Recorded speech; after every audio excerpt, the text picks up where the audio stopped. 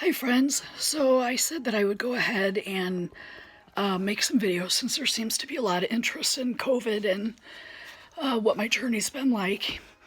So as most of you know, I was diagnosed, came down with my first symptom August 11th and was positive August 12th. Since then, I tested positive 4 times. Was in quarantine for a good 3 months. I am what is now called a long hauler. That means that I have symptoms that have just remained, and it has been rough. This is my new normal. This is my voice I wake up with all the time. I've had this voice for a while now. The shortness of breath, sometimes I wake up with that. But I received a message yesterday, a private message from someone saying that a loved one was just diagnosed with COVID and about quarantine and what did I do. So I'm going to go ahead and tell you what I did for quarantine for 3 months, which at first it was hard while I was really, really sick, so it didn't bother me. And then when I was getting a little better, still nowhere near normal, what I did. And then after so long, it just becomes a habit. And this is now my comfort zone, I guess you would say. I don't know how else to describe it, but this is what I have found to be helpful to me. It doesn't mean that it's going to work for everybody else. This is my COVID journey. This is no one else's. So you could talk to someone else and they could say, "Oh my God, she totally overkilled that," or "There's no reason for this or that," and that's fine. That's great. But everybody has their own journey they have to take with this, unfortunately, and this was mine. So I made sure that. Well, we're lucky that I have a bathroom that adjoins the bedroom that I could just claim as my own during this time. Everyone doesn't have that option, and I understand that. But I'm fortunate enough to have that. So I took over the bedroom, I had to kick my husband out, and he went in the living room. And I hated to do that, but he couldn't stay in here. He had cancer treatments last year, so there's no way I could keep him back here with me. And then my two boys, well, they did their thing, so they had their bathroom. I had mine. My husband would bring me food. When he would come in, I would mask up. If I knew he was coming, I put the mask on. He would mask up. He would also wear gloves, which we purchased the gloves. I had them in my room. We also had them out on our kitchen table so that they could put them on if they needed. And then if I walked out of the room, if I forgot, because, COVID brain and all, it's real, I would go into the kitchen and have my gloves on. But usually I would put mine on here with the mask, always a mask. Everybody had to have a mask on, whether you like it or not. Once COVID hits you, this is something you better get serious about with the masks, okay? So if I walked out of the room, mask, gloves. So those were very important. Also was the not hand sanitizer, the wipes. I had those, so if for some reason I ended up going into the main bathroom, or remember I got this in August, so in September and October, and I'd want to go sit outside on our deck and get some sunshine, which I would do. I would put my mask on, my gloves, and I would also make sure that I had some of these so that I could wipe down door handles and the chair I sat on, Lysol spray, everything. Yes, it was a lot, but yes, it was needed. Light switches, if I went in the bathroom, the light switches, the door handles, the faucets, the toilet handle, just everything that I would touch. Even if I had gloves on, I didn't care. I was still sanitizing everything I could. Take the gloves off, you wash your hands right away. Mask off. I have this everywhere in my house. I had it in the bathrooms. I have it here with me. I just have it everywhere. My husband and boys, they have it for their car. Everyone keeps masks. We still keep these masks in Ziploc bags, and I try and make sure that they keep them in their cars to make sure that we have a steady supply of them. You got to throw your masks your masks out. I know that, and I know it's expensive. So instead of having to throw them out all the time, if you have these kind and you don't have the kind that you wash, I would Lysol spray. And I'm not saying that's the right thing to do, but it's what we had to do. We don't have unlimited money coming in, so a supply of just money being thrown at us. So we have to do what we have to do, and that's what we did. With COVID, I ended up, I'm negative now. I tested negative, I don't know. Let's see, this is my 4 months now. I'm at 4 months today, or close to it, of dealing with everything. So I'm negative. I tested about 3 weeks ago or so. I tested negative, so that's good. But when I was back here, I did lose my, and everybody experiences differently. When I got COVID, I started with a headache and chills and a low-grade fever. But then I lost my sense of taste and smell, and my food, what I wanted to eat, got really wonky there for a while. And I was very particular on what I would eat and what I would drink. Everything tasted funky. Even the texture in my mouth, chewing things, eating things, was off, and I couldn't deal with it, so I ate a lot of pasta. But you find what works for you. Now, I would have to make sure that Tom would bring the food to me, because I avoided the kitchen as much as possible, especially at the beginning. So he would mask up, glove up, bring me the food, whatever it was I was going to eat. And when he would take it back, same thing, mask, glove, take it back, wash it separately and all that. But when he would bring it to me, I would sit in bed and I would have to eat. And that can be kind of hard. So luckily, years and years and years ago, when my kids were little, we went on a vacation and I bought these trays for them that they could use in the car so they could color on.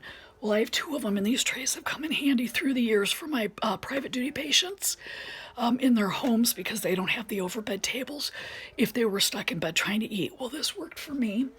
And so this is my tray. And so it's, I'm trying to show you the best way. And it has these little pockets on the side. And so as you can see, I have my paper towels in here. I made sure I had my own paper towels. I have my plasticware, and I would keep those in the sides of this so that I would have them all the time. I also have paper plates that I would keep, and I would throw away. So I have my own garbage bag, and I would throw away, no reusing anything. I would try, the bowls, except for that. My husband, he would have to wash those. But that's what I would do for that.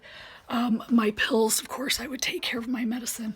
When I started on this, I was only taking 2 different kinds of pills a day. I had my, I don't have a thyroid, so I took my Armour thyroid, and then, and another medication to help with anxiety, which you're going to get with this.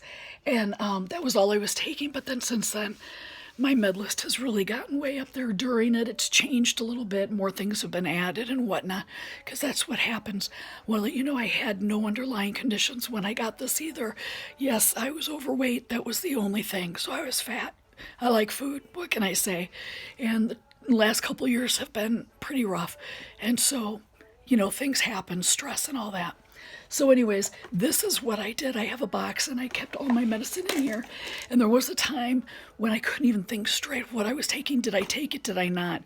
And I had my pen and paper, and I had it all documented. Maybe as a nurse, knowing that's very important, that's what I did.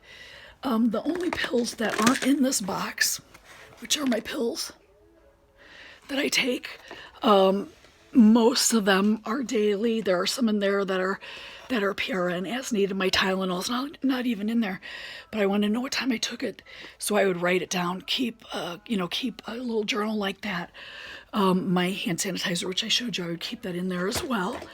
So that was my medication. My aspirin was something new. I had to start the zinc, the aspirin, the vitamin C. I started on all that. Now, because I'm having long haulers, they're concerned about my heart, my lungs, so I now have a cardiologist, so I now have my medications, my Lasix and my potassium and all that. So anyways, you follow your doctor's advice for the medications. I'm not going to tell you the milligrams or anything that I'm on, because that's something that you should get from your doctor to know what they want to treat you, because not only those things, but there were other things. There was a steroid I was on, there was an antibiotic I was on.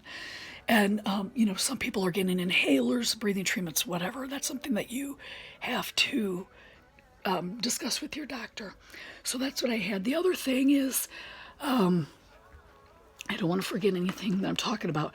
The food, snacks. I didn't want them coming back all the time, and I didn't want to go there. There were only certain things. Now I'm gluten intolerant, so something that I found that worked for me, that was easy for me to just grab and go, were Cheerios. I don't know why I never really ate Cheerios before. I'm not a cereal person. I'm not a breakfast person. But in the middle of the night, when you get insomnia with COVID and you can't sleep, it just helped me. So I like the apple cinnamon Cheerios. So I have that. I have gluten-free crackers if I had soups, or, I have the bars, I can't think of what they're called, like a fruit-filled bar. COVID brain is real. Short-term memory loss is bad. Just trying to find the right words, so forgive me.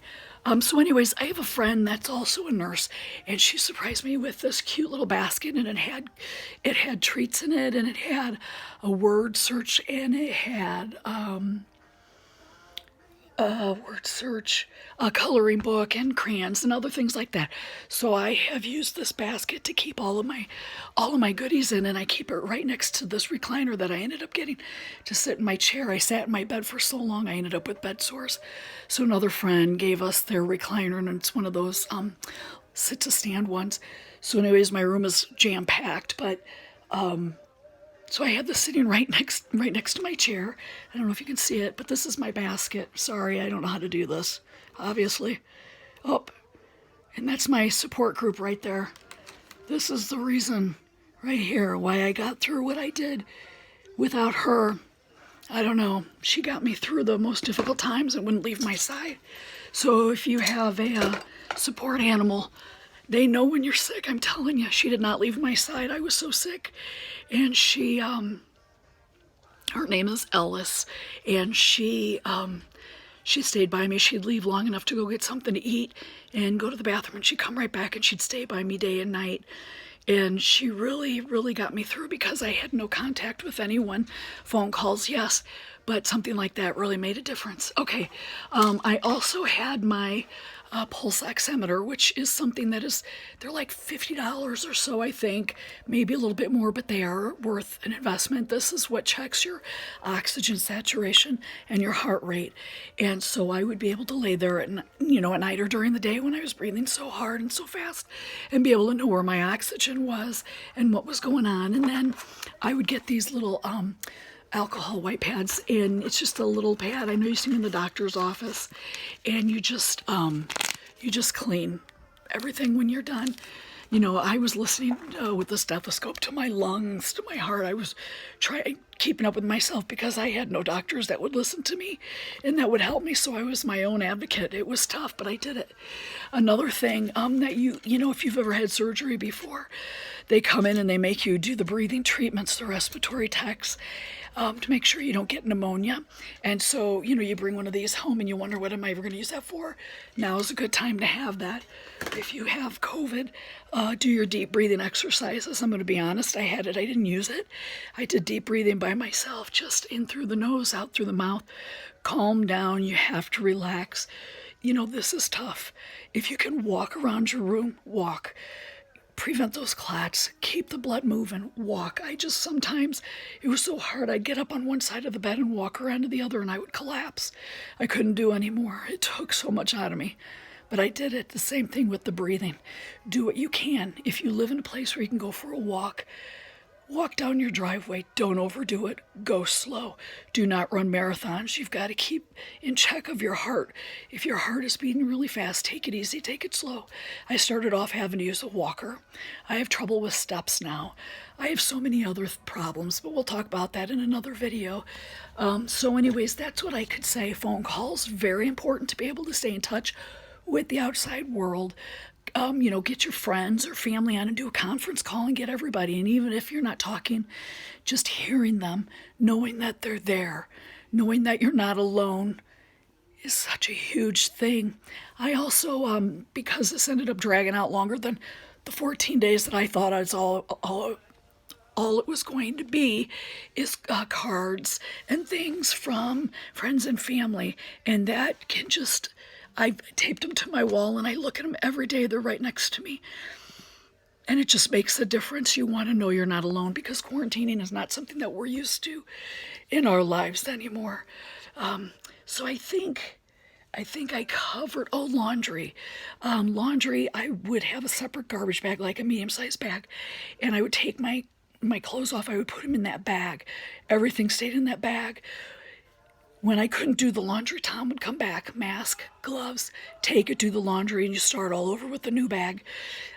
Still, even though I'm negative now, I will still take my laundry like that and put it in and wash it. I'm still kind of staying separate just to protect my husband.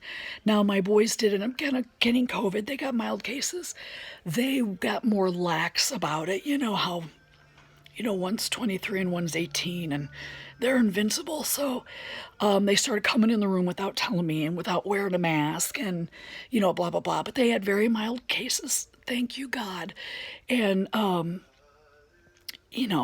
I'm the one with this, and my husband, knock on wood, Tom has not gotten it yet. So we're still trying to be very, very careful with everything.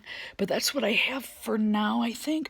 Whatever you enjoy, if you have lucky enough to have a TV, Netflix.